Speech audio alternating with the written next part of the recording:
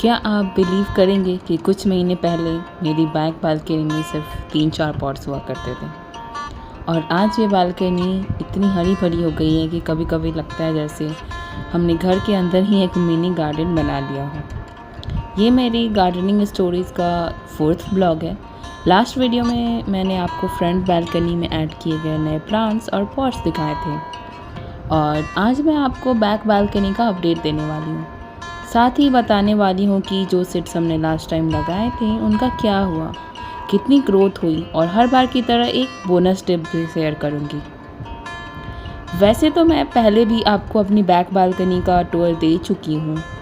उस वक्त यहाँ सिर्फ 3-4 पॉट्स ही थे, लेकिन जब पापा हमारे पास आने वाले थे मैंने उनसे कहा कि होम टाउन वाले घर से कुछ इंडोर प्लांट्स भी अपने साथ लेकर आने के लिए। और गेस व्हाट, पापा ने अपने साथ इतना सारा प्लांट्स लाया कि पूरी बालकनी हरी भरी हो गई। पापा ने थोड़ा रेस्ट किया और शाम होते ही हमने सारे प्लांट्स को पॉट में लगाना शुरू कर दिया था। सबसे पहले सॉइल मिक्सचर प्रिपेयर किया और कुछ प्लांट्स को टेम्पररी तौर पे ही लगाया क्योंकि उतने पॉट्स हमारे पास तो उस टाइम अवेलेबल नहीं थे। इस प्रोसेस में मैं पापा से बहुत कुछ सीख भी रही थी कि प्लांट्स की केयर और भी अच्छे तरीके से कैसे की जा सकती है।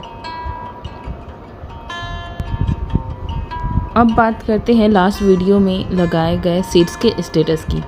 तो सबसे पहले बात करते हैं पम्पकिन प्लांट की। जैसा कि आप जानते हैं पम्पकिन क्रीपर कैटेगरी का प्लांट होता है और हमारे पास तो लिमिटेड स्पेस ही है, इसलिए पापा के सजेशन पर इसे रिमूव करना ही प्रैक्टिकल चॉइस लगा। इसके कुछ पत्तों को तो हमने दूसरे साल के साथ यूज़ भी कर लिया था, लेकिन कहानी यहीं ख़त्म नहीं हुई। जिस पॉट से हमने पम्पकिन निकाला था उसी में फिर से नए पम्पकिन स्प्राउट्स आ गए। मुझे तो ऐसा लगा जैसे वो कह रहा हो मैं तो ग्रो होकर ही रहूँगा। उन स्प्राउट्स को केयरफुली रिमूव करने के बाद हमने उसी पॉट में अपराजिता और सनफ्लावर के सीड्स लगा दिए थे और अब मैं आपको उनकी ग्रोथ भी दिखाने वाली हूँ आगे वीडियो में। लेकिन सबसे पहले बात कर लेते हैं पालक, टमाटर और खीरे की। इनकी जर्मिनेशन स्पीड इनिशियली काफ़ी इम्प्रेसिव लगी थी और अब ये प्लांट्स इतने बड़े हो चुके हैं। इनकी डिटेल्ड प्रोग्रेस और फ्यूचर अपडेट्स मैं आपको नेक्स्ट गार्डनिंग स्टोरी में दूंगी। अब बात कर लेते हैं अपराजिता और सनफ्लावर सीड्स के जर्मिनेशन की। स्क्रीन पर आप डेट भी देख सकते हैं। सीड्स इम्प्लांटेशन के लगभग 1 वीक के अंदर आप इस तरह की ग्रोथ एक्सपेक्ट कर सकते हैं। सनफ्लावर तो हम पहली बार ग्रो कर रहे हैं।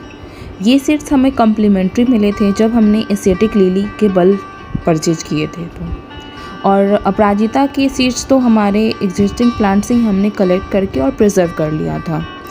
अब बात कर लेते हैं आज के बोनस टिप की।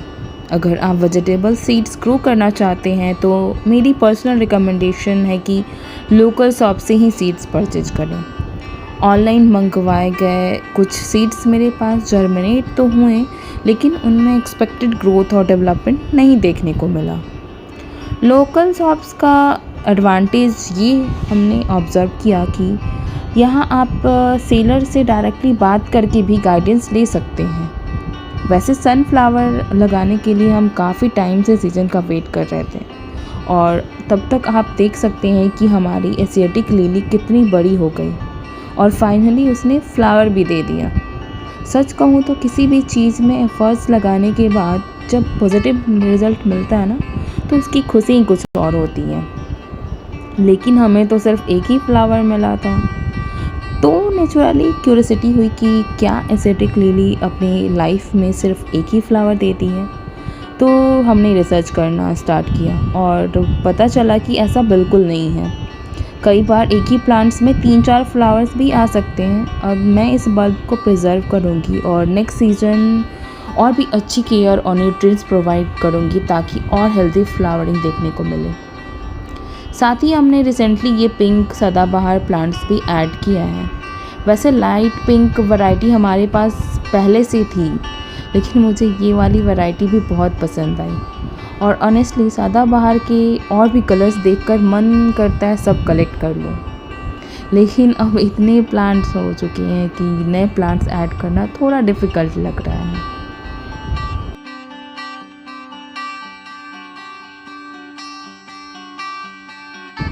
और आप मधुकामनी को भी देख सकते हैं कैसे ब्यूटीफुली ब्लूम कर रही है। जब इसमें फ्लावर्स आते हैं ना तो पूरा रूम नेचुरली सेंटेड हो जाता है। मैं तो सुबह उठकर सबसे पहले 5 मिनट इसके पास ज़रूर बैठती हूँ। और जब बारिश होती है तब हमारी बालकनी कुछ ऐसी दिखती है। उस वक्त सच में लगता है कि ज़िंदगी में हमें और कुछ नहीं चाहिए, बस ये बारिश, ये प्लांट्स और हम दोनों। बारिश के हर स्पेल में हम यहाँ कुछ वक्त ज़रूर स्पेंड करते हैं और शायद इसलिए ये बालकनी सिर्फ प्लांट्स रखने की जगह नहीं, हमारे लिए घर का सबसे पीसफुल कॉर्नर बन चुकी है। अगर आप भी अपनी गार्डनिंग जर्नी स्टार्ट करना चाहते हैं तो परफेक्ट सेटअप का वेट मत करिए। हमने भी सिर्फ कुछ पॉट से ही शुरुआत की थी। और अगर आपने अब तक की मेरी लास्ट गार्डनिंग 3 स्टोरीज नहीं देखा है तो आप जाकर देखिए। मैंने तो विंडो से ही शुरुआत की थी और आज धीरे धीरे ये बालकनी इतनी ग्रीन हो गई है। अगर आपको मेरी ये गार्डनिंग जर्नी पसंद आ रही है तो कमेंट में ज़रूर बताइएगा कि आपका फेवरेट प्लांट कौन सा था। और अगर आप पहली बार चैनल पर आए हैं तो सब्सक्राइब ज़रूर करिए, क्योंकि नेक्स्ट गार्डनिंग स्टोरी में मैं आपको इन सब प्लांट्स की और भी एक्साइटिंग अपडेट्स देने वाली हूँ। तो मिलते हैं नेक्स्ट स्टोरी में।